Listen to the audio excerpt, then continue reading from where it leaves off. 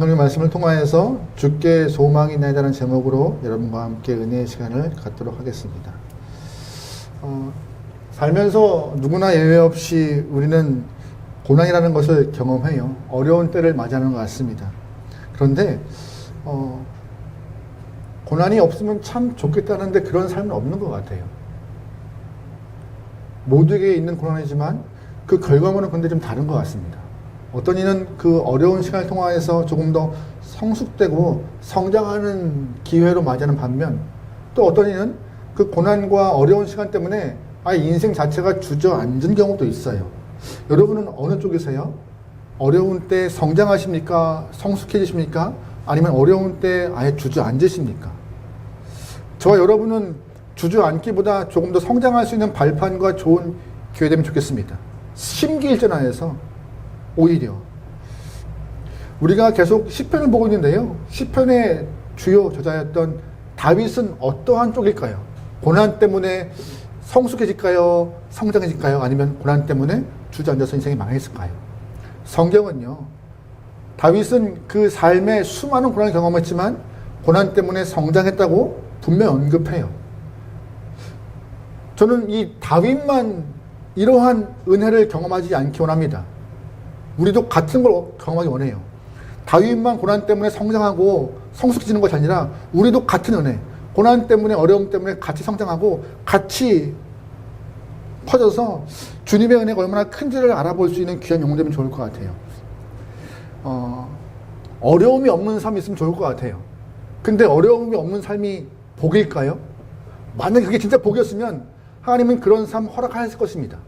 진짜 우리에게 어려움 없는 삶이 복이라면 그 복을 허락하셨겠죠. 근데 그게 복이 아니니 허락을 안 하시는 것이에요. 왜냐? 고난 때문에, 어려움 때문에 우리의 모난 성격이 좀 깎이기도 하고, 그 어려움과 고난 때문에 조금 더 인격이 성숙해지기도 하고, 어려움과 고난 때문에 우리의 믿음이 더욱더 성장하여서 주님 원하시는 모습으로 자라날 수 있으니까요. 여러분, 고난과 고통이 잘 우리의 삶에 영향을 미칠 수 있는 귀한 영혼 되면 좋을 것 같습니다. 성경에 나오는 모든 믿음의 선배들은 다 그러한 시간을 경험해 왔어요. 고통의 시간을 믿음으로 잘 견뎌서 신앙을 성장했고, 또한 하나님을 만날 수 있는 귀한 인생을 살았습니다. 여러분이 알고 있는 신앙인이 누가 있을까요? 요셉이요? 물론 그랬습니다. 다니엘이요? 물론 그랬죠. 바울이요? 물론 그랬어요. 본문에 다윗도 그랬고요. 모든 인생이 그렇게 살아요. 남아프리카 공화국의 넬슨 만델라 대통령이 고난을 잘 이겨서 성장한 사람 중에 한 표본으로서 많은 예를 제시하고 있는 것 같아요. 그는 아프리카 민족회의 리더로서 백인 정권의 차별을 대항하여서 많은 이렇게 투쟁을 했던 영혼입니다. 1962년에 반역죄로 체포가 되어서 무기징역을 선고받아요. 그래서 27년간 오카리아에서 1990년에 이렇게 풀려나요. 오랜 시간 동안 힘들었죠. 그래서 1993년에 노벨상을 받고 그 다음에 남아프리카 공화국의 최초로 흑인 대통령이 됩니다. 굉장한 인물이 된 것 같아요. 근데 그가 취임식 때 좀 독특한 행동을 보였대요. 대통령이 취임하면은 많은 인사들이 와서 이렇게 인사하잖아요. 그 인사하고 축복하는데, 한 명씩 이렇게 감사함을 표현하다가 하고 있다가, 3명의 지금 특별한 사람을 세워서 자신의 감사함을 좀 표현하고 하는데, 3명이 누구냐? 본인이 감옥에 있을 때 본인의 생활을 관리했던 간수 3명을 초대해서 그들에게 인사했대요. 그냥 빗대어서 한 게 아니라 경의를 표했대요. 그 모습에 사람들이 의아함을 갖고 왜 저런 모습을 보일까? 한 나라의 리더가. 그래서 시간이 어느 정도 흐른 후에 친구들이 그에게 왜 그 당시에 당신을 힘들게 했던 그 세 사람을 향하여서 초대했고 경의까지 표했습니까? 라고 묻자 만델라가 하는 말이 무엇이냐? 내가 젊을 때 성격이 워낙 불같아가지고 화를 냈는데 오히려 수감생활 하면서 내 감정을 절제하는 법을 배웠고, 또한 그 덕분에 이렇게 오랫동안 살아남을 수 있었다. 게다가 그 감옥의 오랜 시간의 삶이 나에겐 약이 되었다. 내가 더 강해졌고 고통과 좌절을 극복할 수 있는 방법을 배웠고 소중한 것은 감사하는 마음과 간용의 정신을 배워서 조금 더 삶을 잘 이끌어갈 수 있는 영혼으로 성장했다라고. 오랜 시간 동안 27년이라는 시간 동안 감옥에 있었지만 오히려 그 시간이 한 영혼의 삶을 성격과 인격을 변화시키는 삶으로, 그래서 조금 더 여유롭고 넉넉한 마음을 품을 수 있는 그런 기회가 되었다고 그런 고백했다는 것이죠. 이 만델라에게는요, 고난이 학교가 되었고 고난 때문에 오히려 더 고결한 영혼이 되었던 것 같아요. 저와 여러분의 삶도 이 고난이 고결한 영혼으로 갈 수 있는 좋은 길이 되길 소망해요. 어려운 일을 당해서 낙심하고 한탄스러운 일이 많겠지만 저희는 그러한 태도가 없길 소망합니다. 오늘 본문이 그걸 얘기해요. 삶이 어렵지 왜 안 어려워? 삶이 힘들지 왜 안 힘들어? 그래도 낙심하지 마. 그게 오늘 본문의 주제인 것입니다. 다윗이 쓴 시예요. 이 시는 학자들이 표현할 때 참회의 시라고 말하고 있어요. 회개의 시.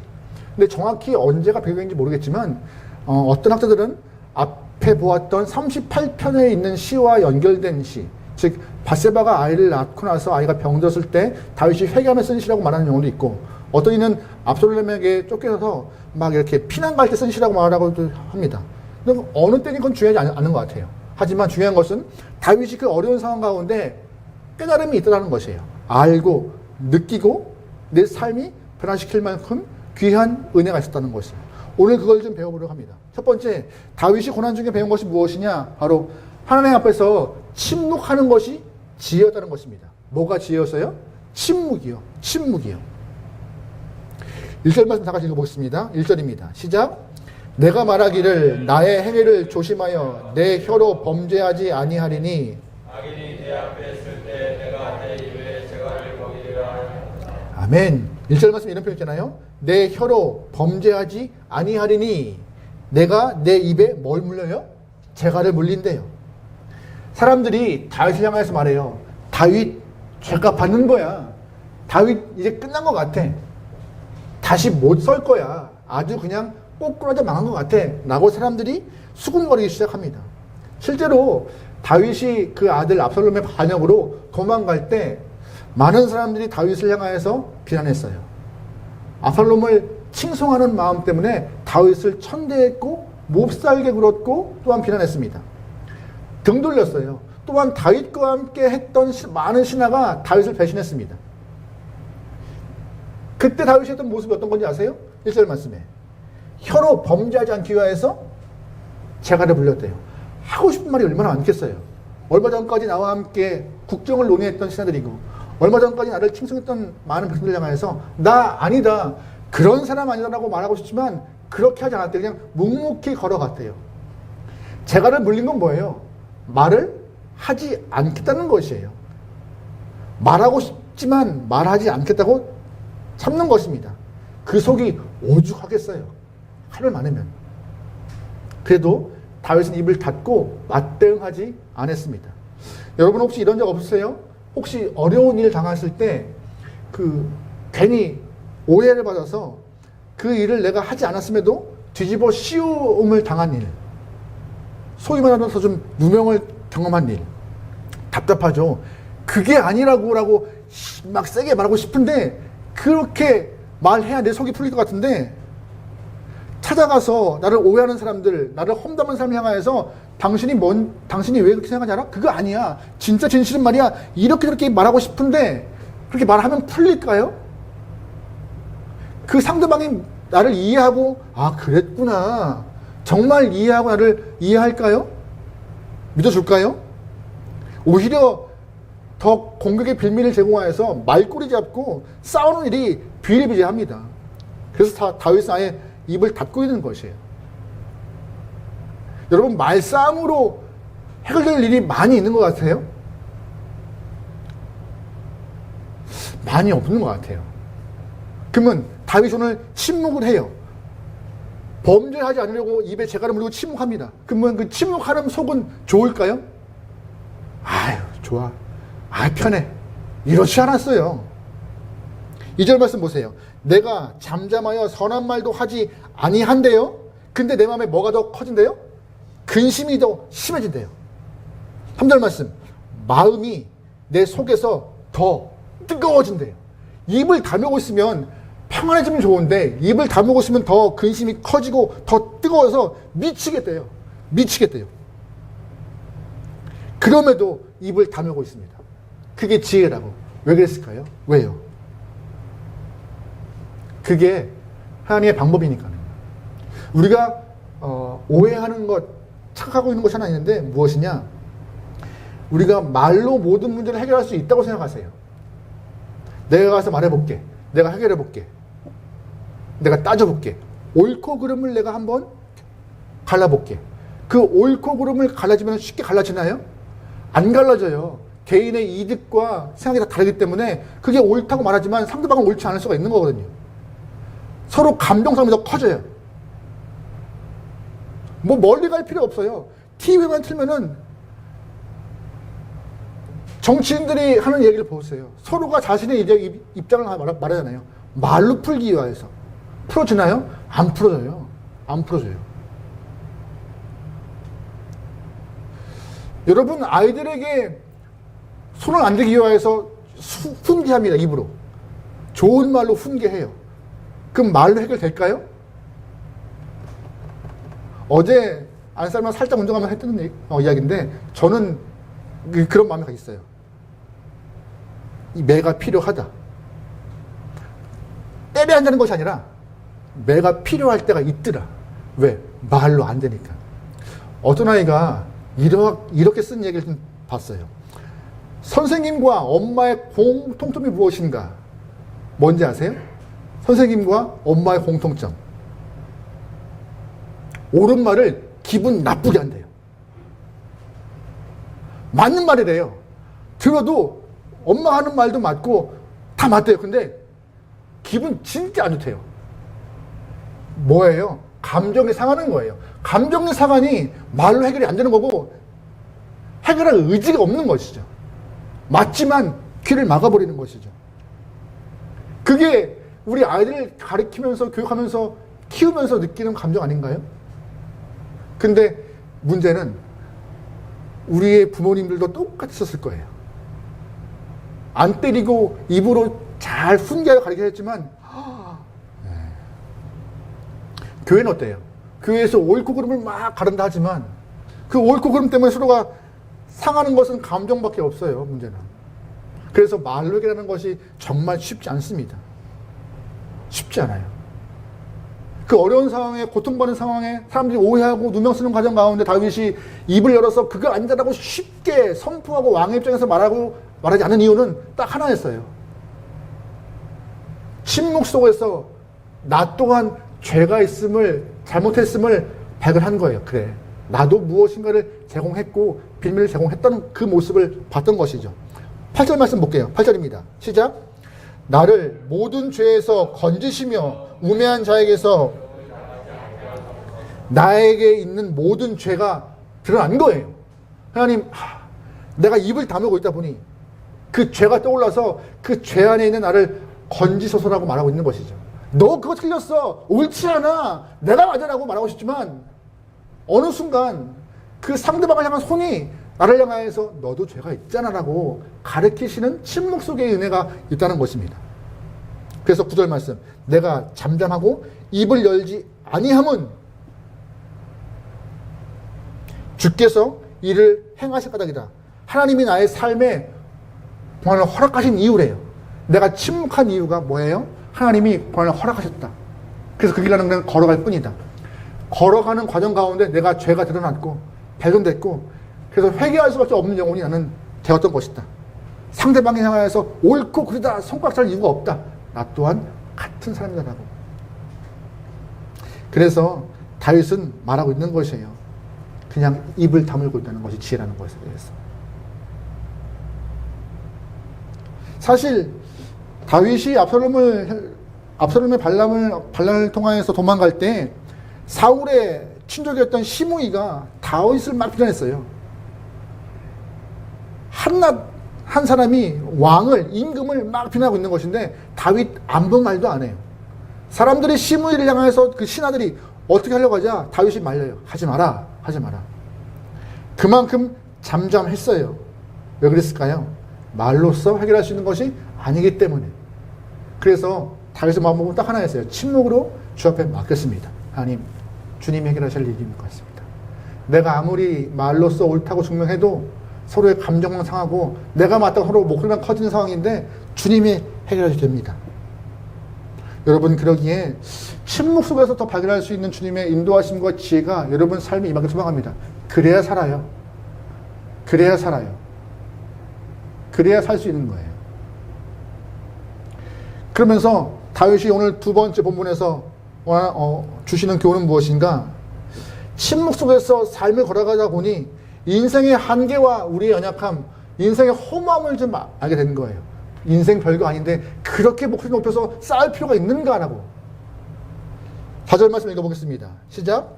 여호와여, 나의 종말과 연한이 언제까지인지 알게 하사 내가 아멘. 종말과 연한이 언제까지입니까? 한계가 있다는 것이에요.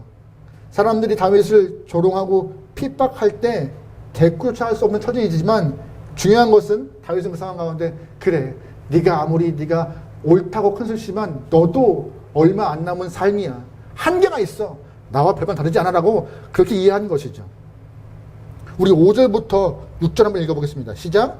주께서 나의 날을 한 뼘 길이만큼 되게 하사 나의 일생이 주 앞에 없는 것 같사오니 사람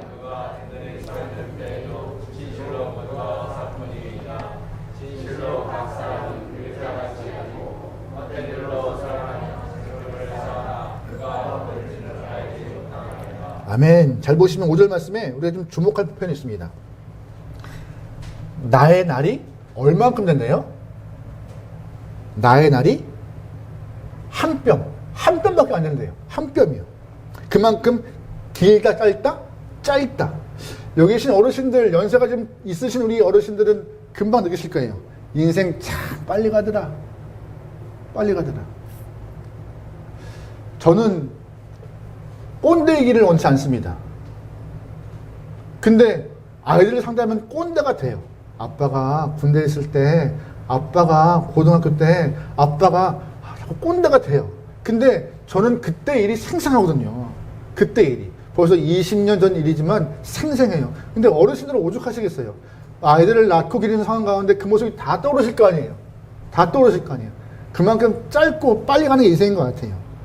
여러분, 공원 묘지나 이렇게 납골 땅에 가시면요, 무덤과 이렇게 자그마한 이렇게 묘패가 있어요. 거기에는 그 사람의 태어나신 시, 돌아가신 때, 게다가 뭐 좋아하는 성경 구절, 뭐냐면 여러 가지 뭐 좌우명, 그 여러 가지 써 있잖아요. 근데 공통적으로 그 묘비에 써 있는 것이 있어요. 뭔지 아세요? 공통적으로 태어난 시와 죽은 때요. 그 태어난 시와 죽은 때 짧은 그 뭐라 그러죠? 줄. 하이픈이라고 그래요. 하이픈. 예를 들어서 제가 1976년 2월 5일생입니다. 그럼 만약에 제가 이렇게 생을 다해서 주님 부르심 받으면 제 묘비에 이러겠죠. 1976년 2월 5일 생 하이픈하고 땡땡땡년 땡월 땡일 이렇게 되겠죠. 근데 그거 아세요? 우리의 인생은 묘비 안에서 이 하이픈밖에 표현이 안 돼요. 삶에 기쁨이 많았던, 슬픔이 많았던, 고통이 많았던, 어떠한 업적과 일이 많았던 결국 어떻게 표현돼요? 한 뼘 던지는 이 하이픈밖에 표현 안 되는 거예요. 작은 막대기 하나. 그 안에 다 우리 삶이 있는 거예요. 아무리 화려한 삶을 살아던, 아무리 큰 걸 지향하든 결국 이 한 뼘도 안 되는 것이 우리의 인생이라고 요약하는 것이죠. 그만큼 짧아요. 그만큼 짧아요. 혹시 여러분 주변에서 여러분 묘비 가운데 하이픈을 길게 써가지고 그 사이에 양념을 쭉 쓰시는 분 보셨습니까? 없어요. 아무도 없어요. 고작 요 줄 하나. 그것이 우리의 인생 전부인 것입니다. 유명한 주석가였던 매튜 헨리 목사님께서 오늘 본문 10편 39편을 주석하실 때 이 5절과 11절 끝에 있는 이 셀라라는 표현을 좀 주목하라고 말씀하겠어요. 셀라. 여러분, 셀라가 뭔지 아세요? 셀라? 시편에 보면은 시편에서만 나오는 표현이에요. 셀라. 쉬라. 침묵하라는 얘기예요. 솔직히 말씀드리면, 이것이 어떻게 쓰였는지 몰라요. 그 당시에 그 구약의 상황을 모르기 때문에. 하지만 그 셀라의 뜻은 쉬라. 또한 침묵하라는 뜻입니다.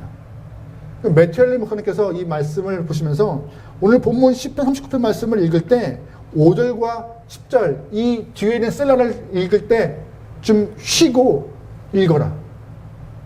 충분히 앞에 있는 상황을 묵상하고 인생 가운데 허무함과 한계점을 기억하며 침묵하는 시간을 갖고 이 시편을 읽으라라고 우리에게 어드바이스 하시더라고요. 좀 쉬어라. 저희 교회 같은 경우에 좀 특색이 있는데요. 찬양할 때 중간에 간주가 거의 안 들어가요.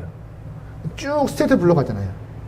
근데 어떤 교회에서는요, 특별히 찬송가 부를 때 독특하게 4절까지 있는 찬송가라면은 1절부터 3절까지 쭉 부르고 간주가 한번 들어가요. 그리고 4절을 불러요. 3절까지 있으면은 2절 부르고 간주하고 3절을 부르죠. 왜 그런지 아세요? 딱 하나예요. 찬송가는요, 시예요. 시고 기도인지라 그냥 입에 익숙한 찬양이 아니라 가사를 묵상하고 곱씹고 떠올리라고요. 오늘 본문이 그렇게 하고 있는 것이에요. 조금 묵상하고 쉬면서 하나님이 허락하신 인생의 모습, 또한 우리가 어떻게 그 고통 가운데 삶을 살아가야 할지에서 잘 따라가는 것이 중요한 것이라고.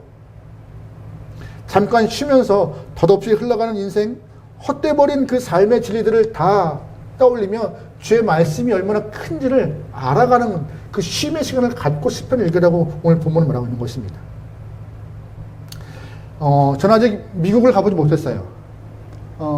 여권에 있는 모든 도장은 다 동남아 쪽이에요, 다. 조만간 빨리 미국을 가서 한번 아메리카 땅을 밟고 싶은 마음이 있어요. 근데 영화를 보면은요, 항상 이러한 장면이 있는 것 같아요. 거라지 세일이라고 하나요? 이렇게 차고 앞에서 물건을 대놓고 파는 그런 상황들. 얼마 전에 운동을 하기 위해서 이렇게 뒷길을 걸어가고 있는데, 주차장 앞에 뭐가 이렇게 놓여있어요. 막 놓여있어요. 쓰레기를 이렇게 놨나 했는데, 가까이서 보니까는 행거에 넥타이를 한 개씩 묶어놨어요. 이렇게 한 개씩. 그리고 바닥에 인형을 쭉 깔아놓고, 또 필요한 물건들을 이렇게 깔아놓고, 넥타이 한 개에 1,000원, 인형 하나에 3,000원, 뭐 5,000원 이렇게 붙여놓고 가신 거예요. 여기 현금도 놓고, 주인이 없어요, 그냥.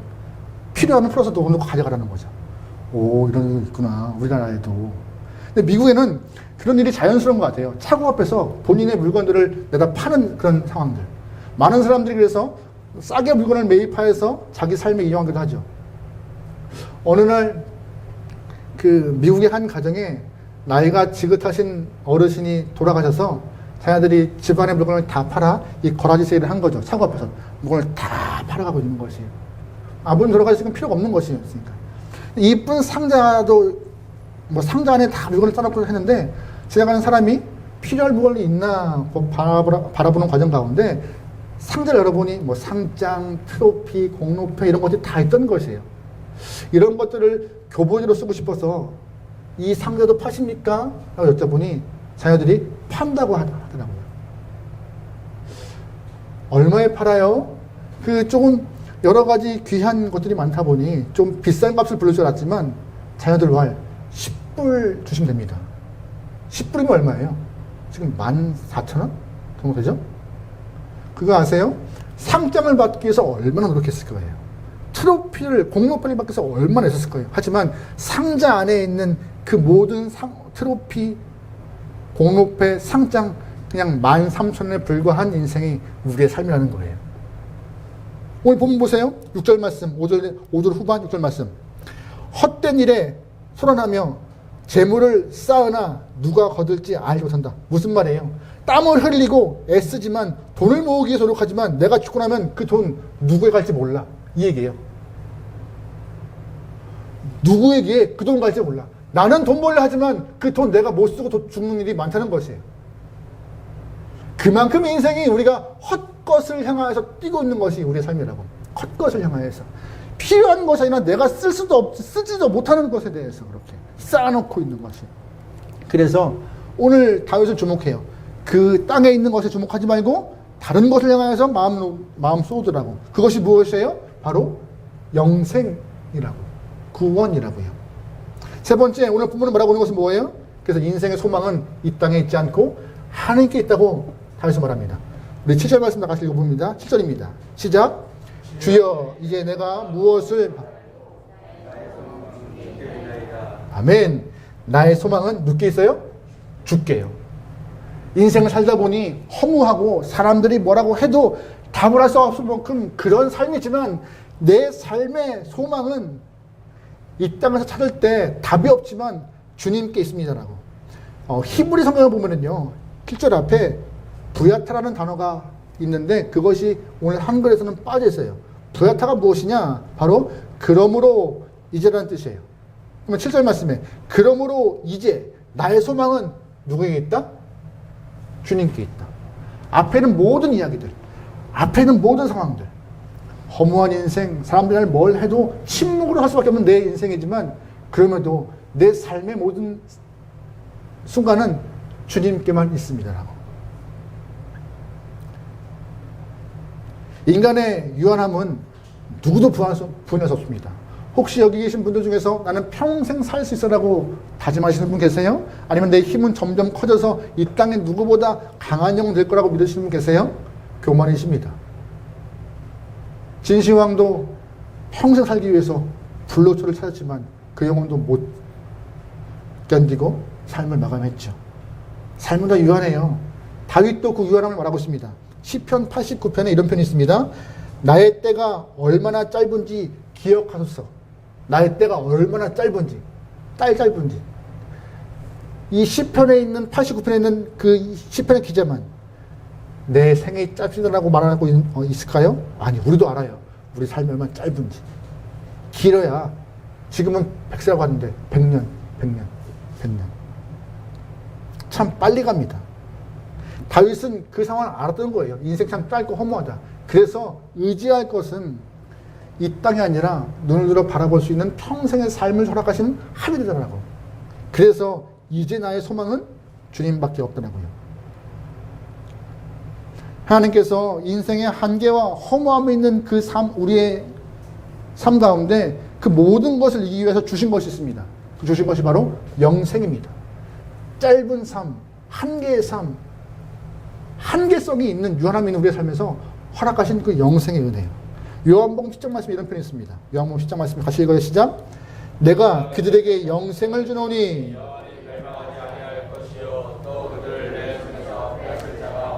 아멘. 그들에게 뭘 줘요? 영생이요. 주를 믿는 자에게 영생을 줘서 주님이 빼앗기지 않고 그들을 보호하신다 하십니다. 요한복음 11장에도 이런 말씀이 있습니다. 같이 읽어요. 시작. 예수께서 이르시되 나는 부활이요 생명이니 나를 믿는 자는 죽어도 살겠고 무릇 살아서 나를 믿는 자는 영원히 아멘. 하나님을 향한 그 믿음, 하나님이 보내신 아들 예수를 믿는 그 믿음이 우리에게 영원한 생명을 주어서 주님이 우리에게 영생이라는 그 귀한 시간을 허락하신다고. 이것 때문에 한정되고 유한한 허무한 이 땅에 목숨 걸 필요가 없다고. 정말 소망은 하나님께 좀 사는 것이 답이라고. 그래서 다윗이 침묵했고 그래서 삶 가운데 뚜벅뚜벅 믿음의 길을 걸어갈 수 있는 힘을 얻었다고 다윗은 말하고 있는 것입니다.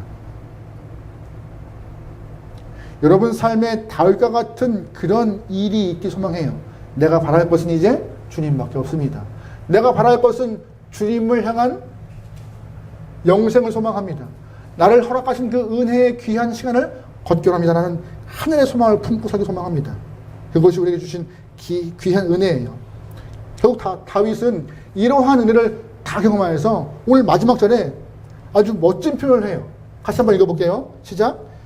주는 나를 용서하사 내가 떠나 없어지기 전에 나를 건강을 회복시켜소서. 다시 한번 읽어볼까요? 시작. 주는 나를 용서하사. 이거를 조금 다른 번역본에서 이렇게 표현하고 있습니다. 내가 떠나 없어지기 전에 다시 미소 지을 수 있도록 나에게 눈길을 한 번만 허락하소서. 허락하소서. 하나님의 눈길이 허락되는 순간을 소망하는 거예요. 하나님의 눈길이 허락되는 순간이요. 여러분, 우리가 죽기 전에 미소 지을 수 있을 때가 언제일까요? 다른 거 없어요. 내 안에 하나님을 향한 믿음이 굳건해질 때, 내 안에 하나님을 향한 눈길이 확실히 서 있을 때, 하나님의 숨결이 내 안에 있을 때, 저는 다른 분보다는 조금 이 위치상 하는 이 사역상 임종을 많이 경험할 때가 있잖아요. 확실히 다를 때가 있어요. 확실히 달라요. 믿음이 있는 영혼들이 주의 숨결을 느끼며 돌아가실 때와 확실히 달라요. 정말 미소를 띠고 돌아가시는 분도 계시고요.